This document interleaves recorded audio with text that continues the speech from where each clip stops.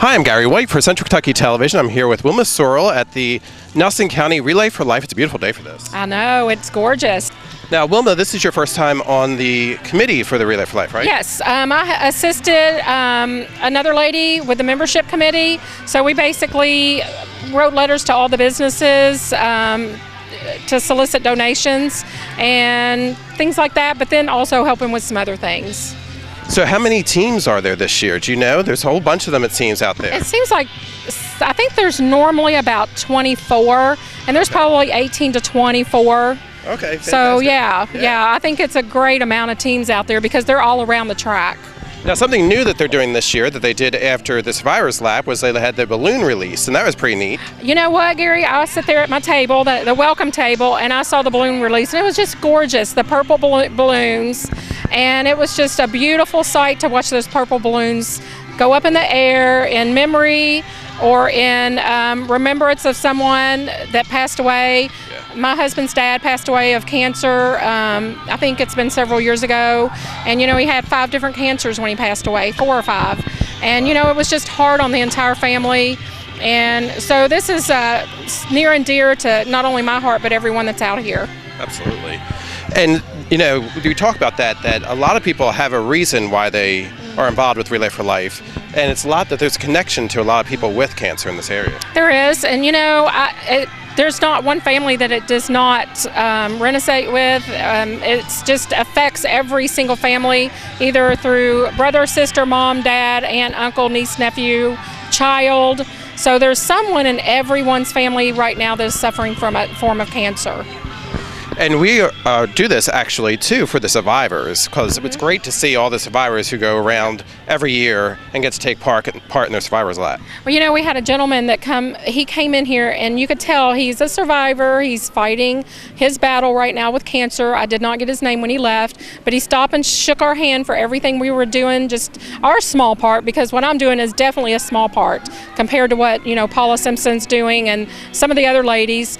But he shook our hand, thanked us for being out here, and he promised he would be out here next year. And I think this is more than just a fundraiser, but it gives people hope that they hopefully will make it to next year to come and walk another lap. Because it is a fundraiser for the American Cancer Society to hopefully get some more research, so hopefully we can knock cancer out, right? Exactly. And, you know, a lot of people have some misconceptions about where the money goes to, and I'm one that did. I was like, well, how does it help somebody? It just goes nationally, but they help provide rides for people who are battling cancer that may need to get to treatments. They will help with, you know, counseling services. They will help with other, you know, services that's needed with these families. So it's going locally to these families. Absolutely. Again, I'm talking with Wilma Sorrell, who's on the committee for the Nelson County Relay for Life. Thank you. Thank you, Gary. I'm talking now with Danielle Hutchins, who is with the Nelson County 4-H, and the 4-H put out the luminaries every year. And the luminaries actually are something that you can buy as a fundraiser for Relay for Life. Tell us a little about what they are. The luminaries are a great way to honor someone who has passed from cancer, or someone who is currently struggling through cancer, or someone who has survived cancer. So you can do one in memory of someone or in honor of someone. And what's really nice about these luminaries is everybody takes an opportunity to personalize them. So you'll be able to see all around the track there are hundreds of luminaries that are written very personalized for people that people really cared about. Some of them have pictures, some of them kids have drawn on them. Some people have, I know a young man that I went to school with when he passed away, he was just right out of high school, and his family has really taken this opportunity to honor him throughout the years, and so they actually have his picture on the luminaries from many years. So that's always really nice to walk around and be able to remember those that you may have lost. When it's dark, our kids actually go out and light all the luminaries, and it's a beautiful ceremony. They write hope in luminaries on the bleachers, and what's also really, really neat is it's a time of quiet reflection. And so, you know, we celebrate those who are survivors at the beginning, and then at the end we just take some quiet reflection as well. So it's a wonderful opportunity, and our kids have really enjoyed it throughout the years to be able to give back to the community. And it's something that the 4-H has been doing for quite a while. Yeah, I know that we've been doing it at least 7 years. We may have been doing it a little bit longer, and it's kind of changed throughout the years. One of our second years here, we used to use sand in the bottom of the bags, and the sand was all wet, and so we had to replace every one of the bags, but they kind of figure out ways to solve problems, and now they actually do a canned food drive in conjunction with the luminaries. So all the luminaries that are around here actually have canned food in them as well. And so whenever the event is over, instead of cleaning up sand, they pick up the canned goods and donate those as well. That's smart, because you can utilize it in various different ways. That's great. This is Wilma Sorrell with Channel 6 TV. I have Paula Simpson here and her grandson Owen. And Paula, tell me a little bit about the event that is going on today and how you become chair and just a little bit of background. Okay. Well, I became chair this year because nobody else wanted to do it, honestly. But I have been involved with Relay since 2007, and I actually was diagnosed with cancer in 2006, right before this little guy was born. And 2007, I joined the committee, and from then on, I've been on the committee, and I've had a team every year since. And so tonight, here we are, and now I'm chairperson. I don't know how that happened, but it did. But anyway, yep, we're walking tonight all night long, and we're going to have activities and games and fun stuff all night. And tomorrow morning, we'll have a live auction with Joey Hayden coming. And we'll have all kinds of stuff that the people that have been coming to meetings will get to use their relay books to buy and bid on with their relay books. And at 10 o'clock tonight, we're going to have the luminaries read, which is what all those bags are out there around the track. All those people's names, we'll be reading those at 10 o'clock, the luminaries. Paula, how hard is it to put on an event this size? And does it take one whole year of planning, which I'm on the committee as well, so I know that it's a lot of planning that goes into it, a lot of people.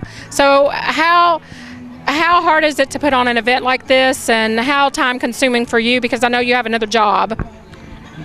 Yes, it does take a lot of your time, and yeah, I mean it's been an experience. It's kept me really busy, but we have a really good committee that's really been helpful and dedicated, and they've been there whenever I need them and can call on them and say, can you come over and help do this or whatever I need. And then of course Anita used to be chairperson, and I've called on her for a lot of things, and she's been there, been my kind of backbone to help me get through the year, to teach me the ropes to get through it. So, but it's been fun, been an experience, but there's a lot of work involved. But thank goodness we have a really good committee that's helped us this year. Paula, I know that how many teams are there this year? How many teams have signed up for Relay, and will you sign up for this again next year? Yes, there are 28 teams signed up, but not all of them come and set up a campsite. But I think there may be a dozen that actually signed or have actually set up a site.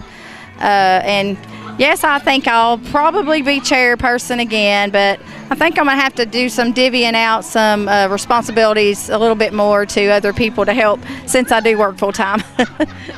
And she's good at that. She divvied out something to me, and I don't think I did a very good job, but I tried. First year, so anyway, but Relay for Life, Nelson County, tonight. You can donate all year long. If you would like to know how to donate, you can always contact Paula, maybe Facebook, find someone, Relay for Life Nelson County. As you see, we all have different shirts on. I think Paula may have 3 shirts on, black, red, and purple. They all signify something different. The red would be like the workers, the worker bee committees, the purple survivor, and the black, our team, Costas Creek Cancer Crusaders. And I also have a white one for participation, and I have another one for team captain. I didn't get a chance to wear that one. So anyway, a lot of different shirts for a woman who wears a lot of different hats in this committee and this whole event. And we do appreciate everything that Paula Simpson has done to make this year's event a great success. It's been a work in progress all year, but it's come off, and as you can tell from the crowd, it's been a great success. So thank you, Central Kentucky TV, for being here, and we appreciate everything you've done, Paula.